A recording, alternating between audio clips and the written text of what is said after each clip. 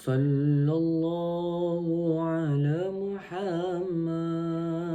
Sallallahu alaihi wasallam. Sallallahu ala Muhammad.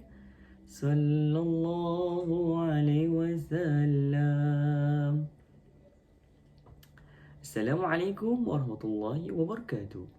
Hadirin muslimin muslimat yang dikasihi Allah sekalian. Selawat yang dihalukan tadi bertujuan bagi mengingati baginda Rasulullah sallallahu alaihi wasallam. Firman Allah dalam surah Al-Imran ayat 31. A'udzu billahi minasy syaithanir rajim.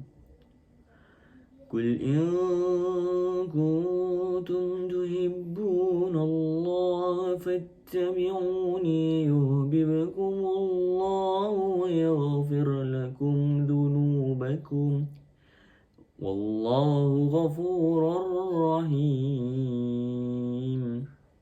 Subhanallahul azim. Yang bermaksud, katakanlah wahai Muhammad, jika kamu benar-benar mencintai Allah, maka ikutilah aku, nescaya Allah mencintai kamu serta mengampunkan dosa-dosa kamu. Ingatlah, Allah Maha Pengampun lagi Maha Penyayang. Ayat ini menjelaskan kepada kita tentang hakikat menyayangi Allah dan Rasulnya. Sesungguhnya, sesiapa yang mengatakan dirinya cintakan Allah, maka sudah semestinya dia mencintai Rasulnya. Dan dengan itu, dia akan disayangi oleh Allah dan diampunkan dosanya. Cinta merupakan ungkapan yang sering diucapkan oleh seseorang dalam kehidupan seharian. Perkataan cinta menggambarkan perasaan yang sangat sayang terhadap sesuatu atau seseorang. Sama ada antara suami dan isteri, ibu dan anak, sesama kaum keluarga, kaum kerabat dan sebagainya. Cinta itu bukan sekadar sesuatu yang tumbuh subur dalam jiwa. Bahkan ia juga adalah suatu tindak tanduk yang dapat diukur melalui tingkah laku seseorang. Dalam konteks membicarakan perasaan cinta atau kasih dan sayang ini, kita sebagai individu Muslim tidak dapat lari dari membicarakan perasaan kasih sayang kita kepada pencipta kita, Allah SWT, dan juga Rasulnya, iaitu Nabi Muhammad SAW. Allah SWT telah mengutuskan Rasulnya kepada manusia untuk membimbing mereka ke jalan yang benar melalui tunjuk ajar dan tindak tanduknya. Persoalannya, apakah bentuk cinta yang perlu kita buktikan terhadap baginda Nabi Muhammad SAW dalam kehidupan kita seharian? Nak dengar saya menyanyi?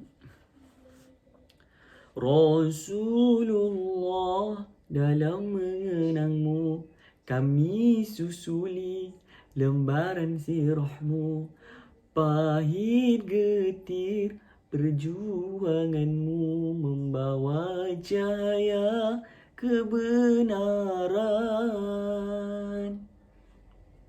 Tanda cinta Nabi SAW kepada umatnya dapat dihayati dari sikap prihatinnya ketika mana umat manusia berada di padang mahsyar sedang bersedia untuk dihakimi oleh Allah SWT ke atas setiap amalannya. Maka ketika itulah baginda SAW merayu kepada Allah SWT supaya umatnya diringankan beban dan dilepaskan dari siksa api neraka. Bukanlah isteri, keluarga, kaum kerabat, sahabat ataupun harta yang dirisaukan oleh baginda, tetapi adalah umatnya. Berbalik kepada persoalan apakah bentuk cinta yang perlu kita buktikan terhadap baginda Nabi Muhammad SAW dalam kehidupan kita seharian, sudah tentu antara cinta yang perlu kita buktikan terhadap Nabi SAW. Yang pertama, sanggup mempertahankan kemuliaan Nabi SAW dari difitnah, sama ada secara fizikal atau kata-kata. Umat yang cintakan Nabi SAW sentiasa sanggup mempertahankan kemuliaan baik Nabi-Nya dari difitnah, sama ada secara fizikal atau kata-kata. Lihatlah bagaimana Zaid bin Harithah sanggup mempertahankan Nabi SAW dari dicederakan oleh penduduk Taif semasa melaksanakan seruan dakwah terhadap masyarakat di bandar tersebut. Hayatilah cintanya para sahabat seumpama Tolhah dan Abu Dujanah sanggup menjadikan tubuh mereka sebagai perisai untuk melindungi Nabi SAW daripada terkena anak panah musuh dalam peperangan Uhud.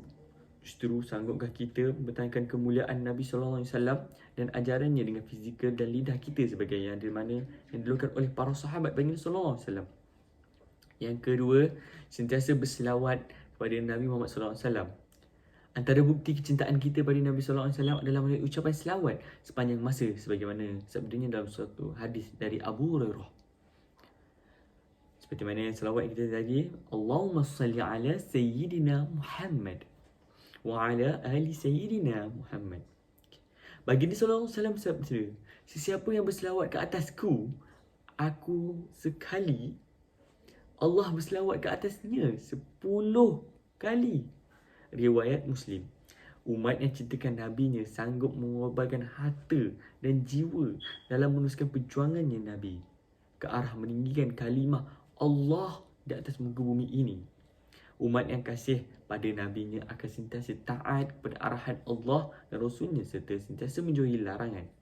Namun, kalau diperhatikan kehidupan setengah golongan masyarakat Islam hari ini, mereka lebih seronok dan bangga menjadikan artis, selebriti, ahli sukan dan tokoh-tokoh tertentu sebagai contoh ikutan yang digilai. Mereka sanggup membelanjakan wang ringgit, mengorbankan tenaga dan masa demi untuk menghayati gaya hidup idola mereka. Mereka lahirkan rasa cinta mereka dengan mencari maklumat berkaitan ikutan mereka, seolah-olah itu gaya kehidupan mereka yang sebenar. Di waktu yang sama, terdapat pula setengah golongan masyarakat Islam yang mempertikaikan kemuliaan dan perjuangan Nabi SAW. Mereka mempertikaikan kedudukan hadis, malahan ada yang menolaknya. Kini tiba masanya kita sebagai umat Islam perlu menukar arah dan pandangan hidup ke arah mencontohi cara hidup Nabi Muhammad SAW. Marilah kita sama-sama jadikan Nabi SAW sebagai ikutan yang baik dalam kehidupan seharian. Ayolah sama-sama kita tanamkan sifat cinta kepada Nabi SAW. Marilah kita sama-sama menjadi umat Islam yang sentiasa bangga dan bersungguh-sungguh untuk mencontohi Nabi Muhammad SAW dalam setiap aspek kehidupan dan contoh cara makan dan seperti bagaimana contoh makan dan minum, memberi salam, Assalamualaikum, pergaulan seharian, masuk dan keluar tandas, sehinggalah kepada perkara yang besar seperti aktiviti ekonomi, pemerintahan dan hubungan antara bangsa. Ingatlah, kesempurnaan iman seseorang itu bergantung pada sejauh mana cintanya kepada Rasulullah SAW. Sekian daripada saya. Assalamualaikum warahmatullahi wabarakatuh.